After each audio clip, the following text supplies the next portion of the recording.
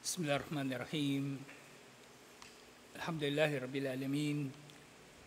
Wassalatu wassalamu ala asyrafil anbiya'i wal mursalin.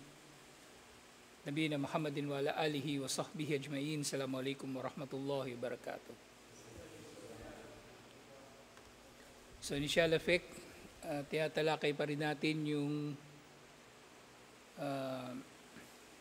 Kitabul Jihad ng Fiqhul Muyassar. Pero balikan natin pala yung Riyadus Salihin. So doon sa Kitabul Jihad ng Riyadus Salihin, yung huling hadith na natalakay natin, yung anong number ba yun?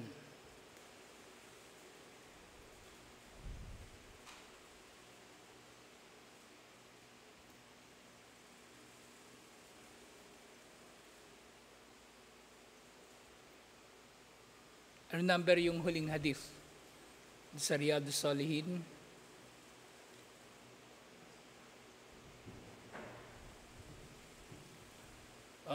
Sa may notebook.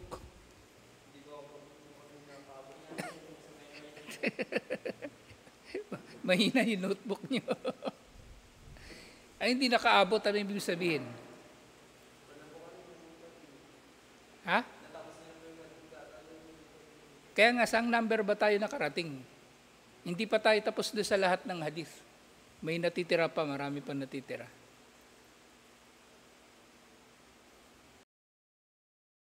Marami pa natitira dito. So parang 31 yung huling natapos. So ngayon yung sumunod na hadith, inshallah. Mahina yung notebook nyo. Kulang-kulang. Sa hadith ito, nalala ko tuloy yung kwento. May professor ng medicine. Yung mga estudyante niya, med students. So sabi nung professor, ngayong araw, doon tayo sa morgue. So doon sila sa morgue. Ang sabi ng professor, yung unang bagay na dapat yung matutunan sa medisina, yung hindi kayo matatakot sa bangkay o ano paman. Dapat professional kayo. So yung ginawa ng professor, yung daliri niyang isa, yung gitna niyang daliri, pinasok niya doon sa puwet ng bangkay. So sabi niya, huwag kayong mandidiri sa bangkay. Sabi nung professor. So pinasok niya doon sa puwet ng bangkay, tapos binunot niya yung daliri niya na yun, tapos sinubo niya sa bibig niya.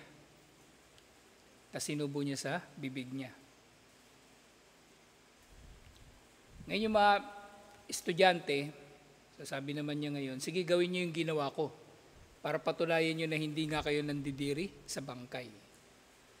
So, ginawa nga ng mga estudyante, pinasok, narinig mo na kwento na to, Khalid? Di ba, ano ka ba ngayon, medtech? So, ginaya ng mga estudyante, yung gitnang daliri nila, pinasok nila doon sa puwet ng bangkay, tapos sinubo nila. Ngayon, sabi ng professor, sige, yan ang unang lesson, huwag kayong mandidiri sa bangkay. Pangalawang lesson, matuto kayong mag-obserba. Maging observant kayo. Yan ang pangalawang lesson. Kasi nangyari pala, ang pinasok ng teacher, ng prof, yung gitnang daliri.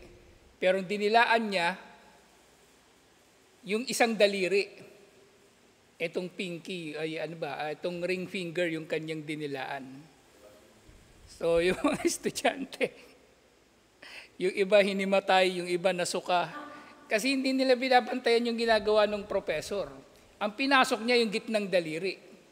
At ang dinilaan niya, ibang daliri, hindi yung pinasok niya doon sa bangkay. So dapat observant yung estudyante, inshallah. Hindi masaya yung kambal, Arlobat. Saan ba yung galing? Hindi, ano pa to? Pagod. So dapat observant kayo inshallah. Lalo na si Rashid, nagtatapsir to eh. Yung mga sinusulat mo sa mushaf, doon papunta yun eh, alam ko eh. Pero yun nga, observant kayo dapat inshallah. Kung ano yung gusto nyong gagawin, dapat may precedence. O gusto nyo mag-law, yan ang unang isa sa mga mahalagang terminolohiya sa law, precedence. Nangyari na ba ito dati? At nung nangyari ito dati, anong nangyari? Anong ginawa nila? Kaya nga sa maraming mga kaso, di ba? Laging nire-refer lagi ng mga abogado, people of the Republic of the Philippines versus ganitong tao, kaso ganitong taon. Kasi yun yung precedence. Pinaglalaban ko tong kaso na ito kasi nangyari na ito dati. Yun, importante yung precedence. So maging observant kayo inshallah. Saan man kayo mapunta, bawal ang tanga. Kumbaga. Sumunod na hadith 32. So sinabi ni Propeta Muhammad sallallahu alaihi wasallam, ay hindi sinabi nito. Sino ba nagulat nito?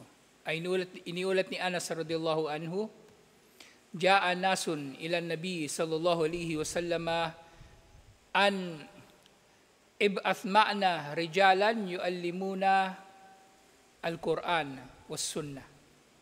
So meron daw mga nakiusap kay Propeta Muhammad sallallahu alaihi wasallam, may mga tao na dumating nakiusap na magpadala raw sa kanila ng mga tao na magtuturo sa kanila ng Quran at Sunnah. Faba'atha ilayhim sab'ina rijalan, faba'atha ilayhim sab'ina rajulan minal ansar.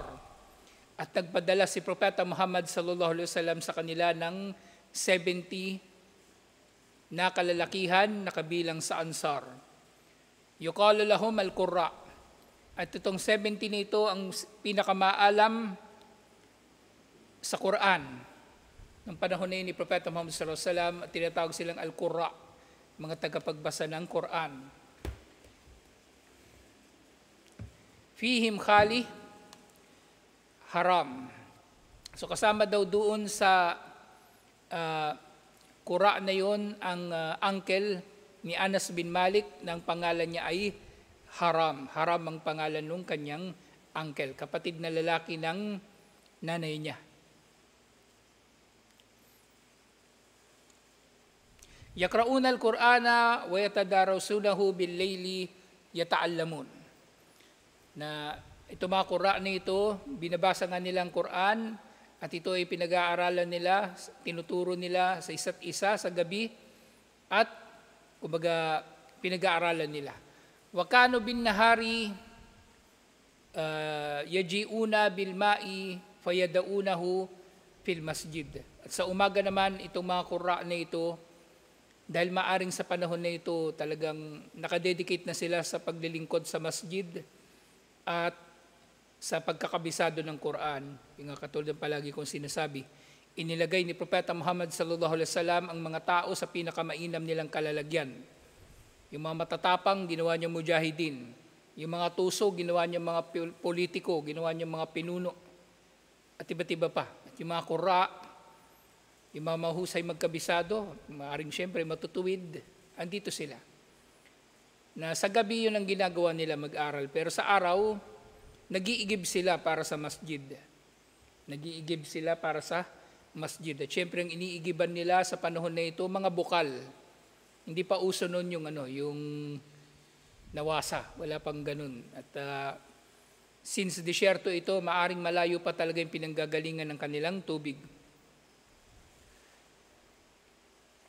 Yahtatibuna fayabiunahu. So ganun din, liban pa doon sa tubig na iniigib nila para sa masjid, nangungolekta rin sila ng panggatong at ibinebenta nila ito. Ibinebenta nila yung panggatong para meron din silang panustos sa kanilang mga sarili. So hindi rin uso sa panahon nila yung scholar. Okay, yung scholar, kumbaga, ibig sabihin scholar na libre lahat. Sa lahat ng bagay, pinaghihirapan ng sahaba, radiyallahu anhum. Kaya nga, pinapag-usapan namin minsan ni Ismail yung pag-aaral. So, sabi ni Ismail, si Rashid daw, parang si Jose Rizal, aral ng aral. Sabi ko, hindi ganyan si Jose Rizal, hindi siya aral ng aral. Si Jose Rizal kumikilos. Pinapawisan yun, nadidisgrasya yun, kakakilos. Nung napunta nga siya ng dapitan, ang unang ginawa ni Jose Rizal sa dapitan, maglinya ng tubig. Yung katulad ng ginagawa natin dito, naglinya sila ng tubig mula sa bukal, papunta doon sa sentro ng dapitan kung nasaan siya nakakulong at kung nasaan din yung kanyang klinik.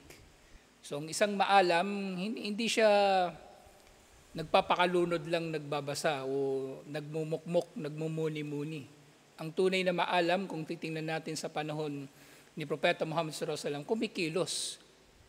kumikilos, nagmamalasakit sa kapwa, kumbaga. Na hindi sila yung ano lang. Kasi ang akala kasi ng mga tao ngayon, yan yung maling ano din eh. Maling nangyari ngayon.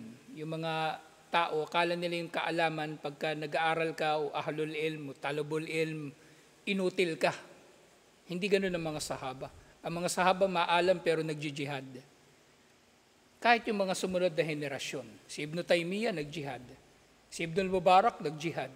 At ang lahat ng mga sahaba nagjihad. Pero mas maalam sila kaysa sa atin. Di porke inugnay mo na yung sarili mo sa kaalaman, inutil ka na, wala ka ng silbi o kumbaga hindi ko sinasabi si Rashid yun ha. Kumbaga napag-usapan lang namin si Rashid noon kasi inihintay namin siya doon sa tangke. Naalala mo yun, Rashid? Inihintay ka namin doon sa tangke. Sabi ni Ismail, baka hindi na pupunta yun kasi busy nag-aaral, parang si Jose Rizal. Nabanggit ko sa kanya yun, hindi ganun si Jose Rizal. At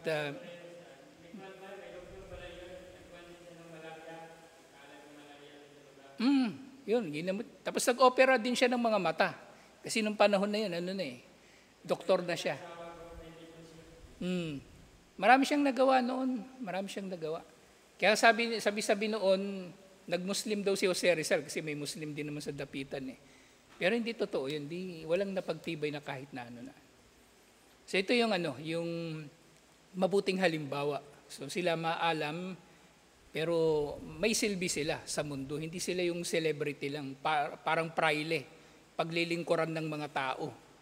Sila ang naglilingkod sa mga tao, yung maalam, hindi yung sila ang pinaglilingkuran. Actually, yung konsepto na yung maalam, pinaglilingkuran, o kumbaga inaalila niya yung mga tao, konsepto ng kuffar yan eh. Konsepto ng kuffar, yung pari paglilingkuran ng tao, hindi ganun. Ang pari dapat ang naglilingkod sa mga tao.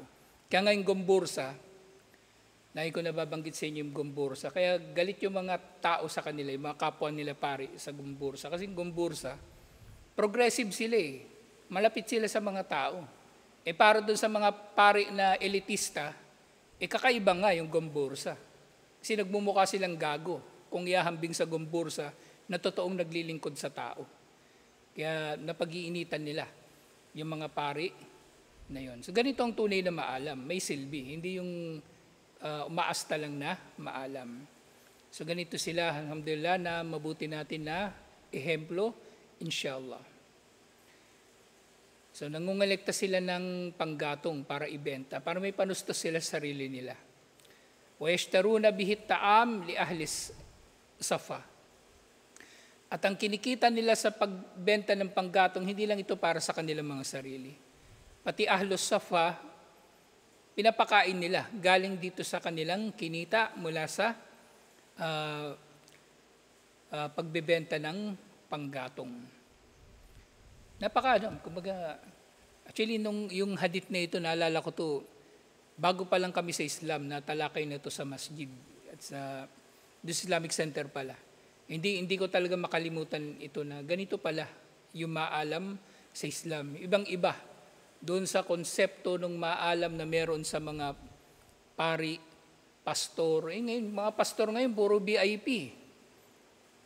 Yung pastor, di ba? Nakwento ko na sa inyo nung nakaraan. Yung pastor, kapag luma na yung kotse niya, yung mga miyembro niya magtitipon. Si pastor, luma na yung kotse, bilhan natin ng bagong kotse, magambagan tayo. Binili na ng bagong kotse. May isang miyembro nagkasakit yung anak. Nilapita nila yung pastor. Ang ganda ng bahay ng pastor. Nagtagalan pa sila kumatok sa gate kasi Ang layo nung gate doon sa bahay niya mismo eh. Tapos nung nakausap na nila ng pastor, Pastor, may sakit yung anak ko eh. Sinabi lang ng pastor sa kanila, ipagdasal natin. Di ba gago? Totoo yan. Kumbaga, joke yun, pero maraming ganun na ang konsepto ng pagiging pinuno sa kanila sa relihiyon, ang paglingkuran ng tao, hindi ang maglingkod sa tao. Pero ito, baligtad na baligtad. Ang maalam silang naglilingkod sa mga tao. So kahit yung Ahlus Sufa na nakikinabang din sa kanila, alhamdulillah. Walil fuqara. At pati yung mga mahirap na nandun sa Madina, nakikinabang din sila, alhamdulillah, doon sa pinaghirapan ng mga qurra na ito sa banal. Masasabi mo na lang dito, sana all. Sana lahat ng maalam ganito. Sana lahat ng maalam ay ganito. At ito yung nakakaiyak na parte ng kwento na ito, itong hadith na ito. Iniulat ito ni Imam Muslim.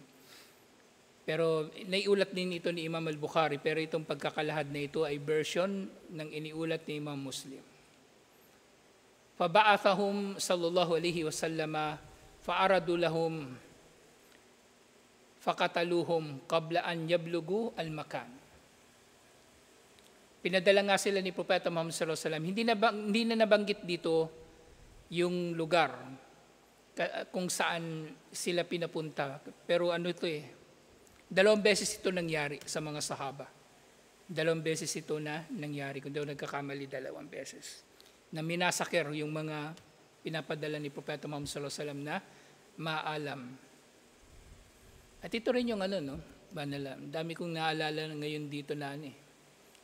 Ang daming matututunan mula rito. So itong mga tao na ito, maalam, so idinidestino sila ni Propeta Muhammad sallallahu alaihi wasallam sa mga lugar para magturo. Pero ngayon yung maalam, wala na, nagsiksikan na sila. Siksikan sa Maharlika, nagsiksikan sa Quiapo, nagsiksikan sa Davao, nagsiksikan sa Marawi, nagsiksikan sa Hulo, nagsiksikan sa Cotabato. Pero yung mga liblib na lugar, walang ni isa sa kanila nakaisip na punta kaya ako doon, tambay kaya ako doon para mayroon naman sanang magtuturo. Kaya nga yung minsan, may sinagot talaga ako eh. Sabi niya, tinan mo tong tao na ito, nagkukutba, wala namang alam. Maayos naman yung pagkasabi ko sa kanya, pero gusto ko talagang sabihin sa kanya, kung di ka ba gago, kung pumunta ka dyan, maalam ka, ikaw nagkutba, hindi sana magkukutba yan. Yung sinasabi mong mangmang, ikaw yung maalam, pumunta ka doon, ikaw yung magkutba doon.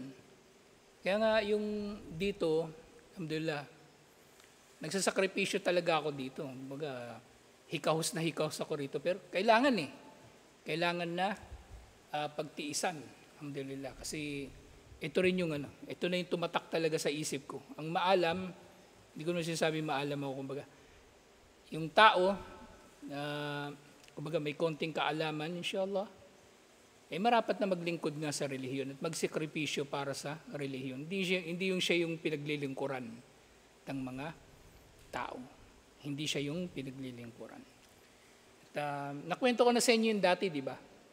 Yung ano, meron kami titingnan picture, nagkukutba.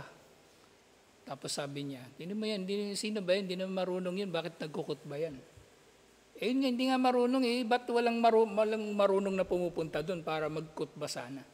At hindi lang yun nangyayari sa isang lugar lang. Maraming iba't iba pang mga masjid ang nagkukutba, hindi nga marunong yun magmukaddima, nakabisado niya yung mukaddima. Babasahin niya yun sa papel. Tapos hindi pa yun nakasulat sa Arabic, nakasulat yun sa Latin na letters. Nakatransliterate lang yun, binabasa niya, innalhamdulillah, mali-mali pa yung pagkakabasa. Maraming mga lugar ang nangangailangan ng, hindi naman kailangan maalam na maalam, maraming mga lugar ang nangangailangan ng kahit papano ay may kaalaman at malasakit sa relihiyon para magturo doon. At ito yung ginawa ng mga sahaba. Pero nga, nung pinadala sila doon ni Propeta Muhammad sallallahu alaihi wasallam, bago pa man sila nakarating doon sa lugar na nag-anyaya sa kanila, pinatay silang lahat. Minasakir sila. minasaker sila nung mga tao na nag-imbita sa kanila na magturo doon sa kanila. Pinatay silang lahat. At yun nga nangyari nga ito, faqalu Allahumma ballig anna nabiyana anna qad lakaynaka faradina anka waraditu anna. So sabi nila, habang kumbaga nandun nga sila sa lugar na yun, habang kumbaga, syempre hindi rin naman sila basta-bastang nagpapatay, lumaban din naman sila. Habang nandun sila sa kalagayan na yun na inuubos sila nung kalaban, sinabi nila, O Allah, iparating mo kay Propeta Muhammad sallallahu alaihi wasallam ang tungkol sa nangyari sa amin. Kumbaga, wala silang masusumbungan ng nangyari sa kanila. At dumating nga kay Propeta Muhammad sallallahu alaihi wasallam ang wahi, nalaman niya ang nangyari sa kanila. At sinabi nila na iparating mo kay Propeta Muhammad sallallahu alaihi wasallam na ganito ang nangyari sa amin at saksihan mo o Allah na kami ay nalulugod sa iyo at ikaw nawa ay malugod sa amin. So yung tito ni Anas bin Malik radhiyallahu anhu, ayon doon sa karagdagang ulat tungkol sa kanya, wa ata rajulun haraman khala Anas min kalfi fata'anahu biramhin hatta anfadahu. Yung tito ni Anas bin Malik, sinaksak siya ng sibat sa kanyang likuran hanggang sa tumagos ito sa kanyang katawan. So yun yung kinamatay ng uncle ni Anas bin Malik. Faqala haram, at habang nangyayari daw ito, sa maaaring merong mga nakatakas na sahabat na iulat nilang tungkol dito. Sinabi niya, Fustu wa Rabbil Kaaba. Sumpaman sa Panginoon ng Kaaba, nagtagumpay ako. So bagaman natalo sila doon, kumbaga napatay sila, pero nalalaman ni Haram na siya ay nagtagumpay, alhamdulillah, dahil siya ay namatay para sa kapakanan ng relihiyon na ito. Faqala Rasulullah sallallahu alaihi wasallam, at sinabi ni Propeta Muhammad sallallahu alaihi wasallam, inna ikhwanakum qad kutilu wa innahum qalu Allahumma ballig anna nabiyana anna qad lakinaka faradaina anka waradita anna. Binanggitan ni Propeta Muhammad sallallahu alaihi wasallam sa mga sahaba sa Madina ang nangyari dito sa mga maalam na ito. Sinabi niya, tunay ng inyong mga kapatid ay napatay, at habang sila ay nasa kalagayan na ito, sinabi nila, O Allah, iparating mo sa aming propeta ang nangyari na ito, at kumbaga nakaharap ka namin na ikaw ay nalulugod sa amin. Kumbaga bumalik sila kay Allah na si Allah ay nalulugod sa kanila. At yun nga, sila ay nalulugod din kay Allah, alhamdulillah. So ito yung, kumbaga, isa sa mga tagpo nung na nangyari sa mga sahaba na nagpapakita nung kanilang matinding pagsasakripisyo para sa relihiyon. So hindi porke maalam na sahaba inutil o VIP.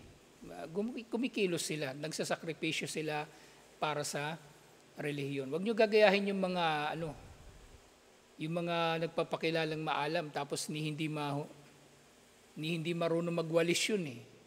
May merong iabot yun, iutos pa sa iba.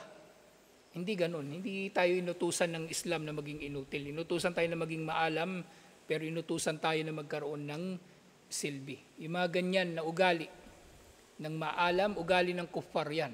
Hindi yan ugali ng maalam na Muslim katulad ng nakita natin ngayon.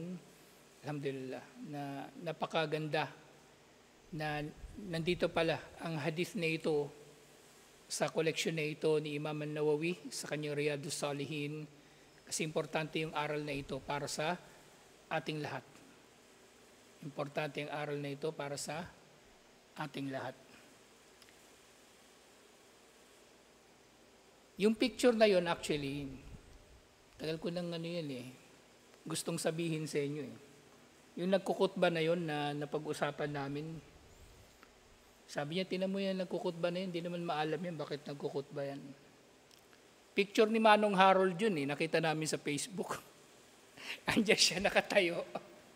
May hawak-hawak siyang papel, ititinan ko parang awkward ng nagkukutba na to Inisip ko nga naman, sabi nung kasama ko, hindi ko na sabi ko sino yung kasama ko.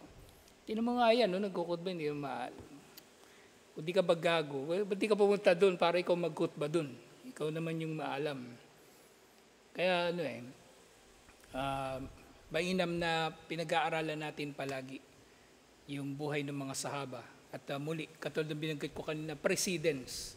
So ito yung presidents o president ng ating paninindigan sa relihiyon, kung paano natin ikakandak ang ating mga sarili bilang maalam at bilang mga tagapaglingkod ng relihiyon na ito. Hindi tayo mga praile, hindi tayo mga pastor, hindi tayo mga pari sa relihiyon na ito. Walang clergy sa Islam. Sinadya ito ni Allah subhanahu wa ta'ala na ganito magiging sistema. Nang sa gayon tayo ay mananatili na mga lingkod ni Allah at kapatid ng ating kapwa Muslim. Makalamang man tayo sa kanila sa kaalaman, hindi tayo VIP o hindi tayo celebrity, hindi tayo inutil na katulad ng meron sa ibang mga relihiyon at sadly, naging ugali na rin ng ibang mga maalam kuno dito sa Islam. So, alhamdulillah, napakaganda na nadaanan natin ito. Sana may tumatak lang din sa puso nyo na ganito dapat tayo, inshallah. Hindi porke nag-aaral ka, inutil ka na hindi ka na mautusan o hindi ka maasahan kapag mayroong gagawin para sa kapwa natin mga Muslim. Alhamdulillah. So, hindi na natin makuha yung tungkol doon sa yung sa pagpapatuloy natin sa pagtalakay sa ganima.